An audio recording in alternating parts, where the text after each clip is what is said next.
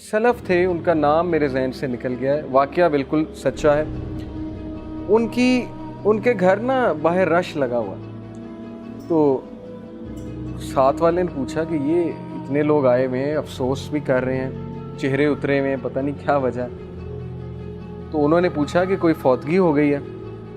تو انہوں نے کہا جی۔ انہوں نے کہا اللہ معاف کرے، کون فوت ہو گیا؟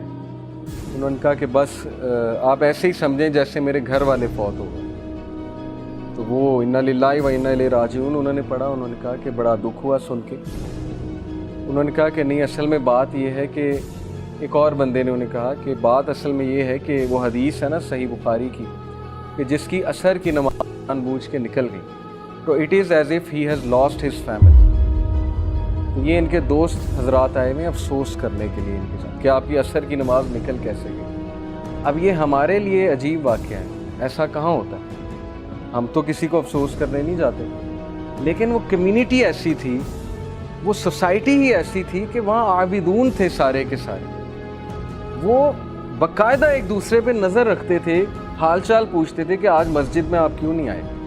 ان کی کرائیٹیریا ہی وہ تھا ایک دوسرے سے محبت کا، حال چال پوچھنے کا، کمیونٹی تھی نا ایک۔ تو یہ اس لیول پہ ہمارے اسلاف تھے کہ وہ افسوس اس بات پہ کر رہے ہیں کہ اٹ از ایز اف کہ میری فیملی جو ہے اس کی ڈیتھ ہو چکی ہے، کیونکہ نبی صلی اللہ علیہ وسلم نے کہا it is as if he lost his whole family. اور ایک حدیث میں آتا ہے جس نے جان بوجھ کے عصر کی نماز ترک کی تو اس کے سارے اعمال برباد، یعنی اللہ کو پھر اس کے اعمال کی ضرورت نہیں ہے۔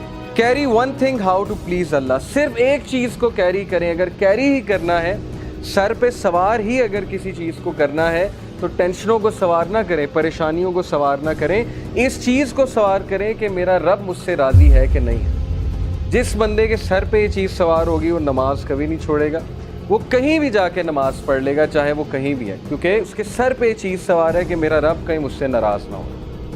یہ ہے فلسفہ اور یہ محبت ہے اللہ سبحانہ و تعالیٰ سے، because if you please him he pleases you, fulfils you and enriches you, کیونکہ جب تم اللہ کو پلیز کرو گے اللہ تمہیں راضی کر دے گا۔ اور رسول اللہ صلی اللہ علیہ وسلم کے بارے میں کیا یہ نہیں کہا اللہ تعالیٰ نے، کیا تیرے رب نے تجھے راضی نہیں کر دیا؟ تو اللہ تعالیٰ کا وعدہ ہے کہ میں تمہیں راضی کر دوں گا اگر تم اللہ تعالیٰ کو راضی کرنے میں